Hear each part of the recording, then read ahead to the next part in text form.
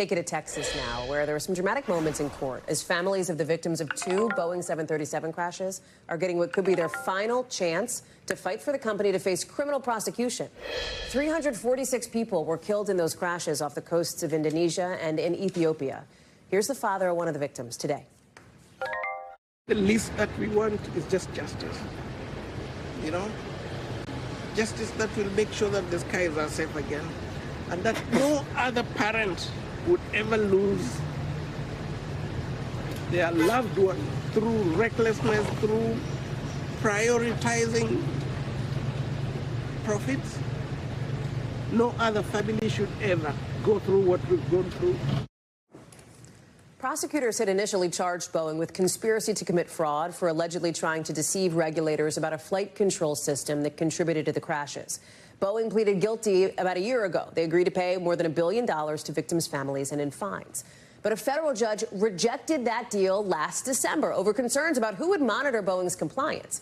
Now, the Trump administration's DOJ has a new plea agreement which drops any criminal charges, leaving only Boeing with a hefty fine. And that is what many of the families say is outrageous after so many lives were lost. I want to go to Tom Costello here, who's been following this, since the moment these crashes happened. Tom, you've been all over it.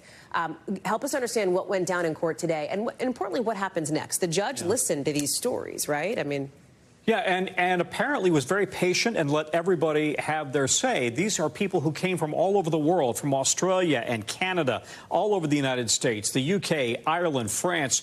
These are the family members of the victims who died, and they say it is outrageous that Boeing, which pleaded guilty a year ago to essentially fraud, right, to lying to the government about the system, that it should now be allowed to essentially withdraw that plea and get off scot-free other than the fine.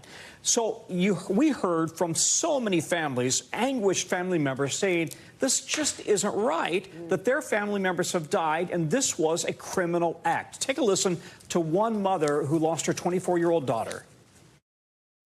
I cannot forget, and I'm not forgiving. Only if this comes to trial and we will have justice, then we will be maybe forgiving. 346 lives, that's a criminal offense.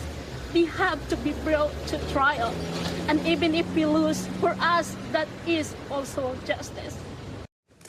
So here's what happens now. The judge said he's not going to decide today in Fort Worth. He is going to issue his decision over the coming weeks, we presume. Okay. He has been on the record before as saying that he thought that this was, in fact, a corporate criminal crime.